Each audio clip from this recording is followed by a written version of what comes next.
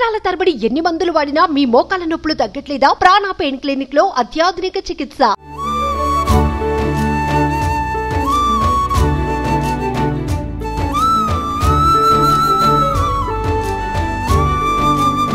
తెలంగాణ రాష్ట్రంలో అతిపెద్ద పండుగలు బతుకమ్మ, దసరా, బోనాలు. రాష్ట్రంలో దాదాపు అన్ని ప్రాంతాల ప్రజలు, అన్ని వర్గాల ప్రజలు పాల్గొనే పండుగలివి.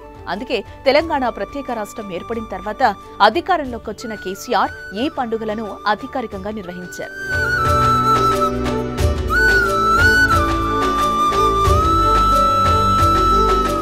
ఇక తెలంగాణ ఉద్యమ సమయంలో బతుకమ్మ కూడా కీలక పాత్ర పోషించిందని చెప్పుకోవచ్చు.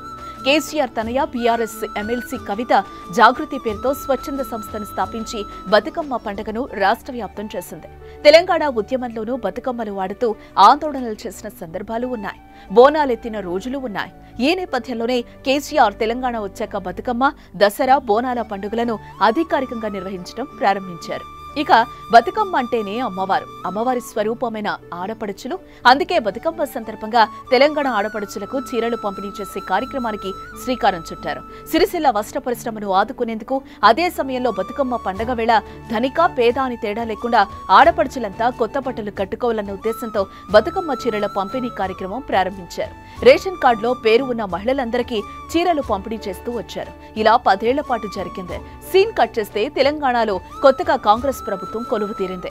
రేవంత్ రెడ్డి సీఎం అయ్యారు. కాంగ్రెస్ ప్రభుత్వం అధికారంలోకి వచ్చిన తర్వాత సీఎం రేవంత్ రెడ్డి బతుకమ్మ చీరల పంపిణీ విషయంలో కీలక నిర్ణయం తీసుకున్నారు.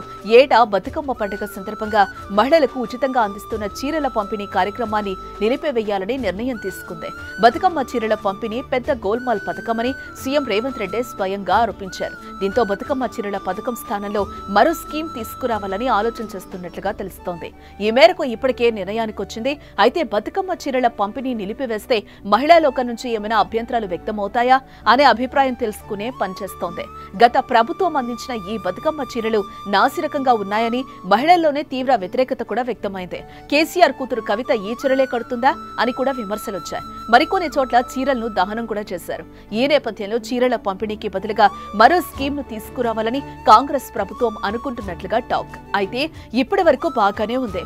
మరో కొన్ని రోజుల్లో బతుకమ్మ పండుగ రానుంది. చీరల తయారీకి ఇప్పటి వరకు ఆర్డర్ ఇవ్వలేదు అంటే బతుకమ్మ చీరలు పంపిణీ లేనట్లే అని బల్లగుద్ది చెప్పొచ్చు. మరి బతుకమ్మ చీరల స్థానంలో ఏం తీసుకొస్తారు అనేది ప్రస్తుతం చర్చనీయాంశంగా మారింది.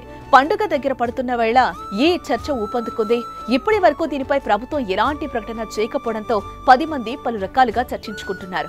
మహిళలకేమైనా బహుమతులు ఇస్తారా, ఆర్థిక సాయం చేస్తారా అనే సందేహాలు వ్యక్తమవుతున్నాయి. పండుగల సమయంలో వివిధ రాష్ట్ర ప్రభుత్వాలు పేదలకేమైనా బహుమతులు ఇస్తున్నాయా, నగదు పంపిణీ చేస్తున్నాయా అనే విషయాలను పరిశీలించి బతుకమ్మ చీరల పంపిణీ నిలిపివేస్తున్నట్లుగా అధికారికంగా ప్రకటిస్తారని తెలుస్తోంది. తెల్ల రేషన్ కార్డు ఉన్న కుటుంబాల్లోని మహిళలకు నగదిస్తే ఎలా ఉంటుంది, ఒక్కొక్కరికి ఎంత ఇవ్వాలి, ఆర్థిక సాయం చేస్తే ప్రభుత్వంపై ఎంత భారం పడుతుంది వంటి వివరాలు తెలుసుకుంటున్నట్లుగా సమాచారం. అయితే దీనిపై త్వరలోనే ప్రభుత్వం నిర్ణయానికి రానున్నట్లుగా సమాచారం.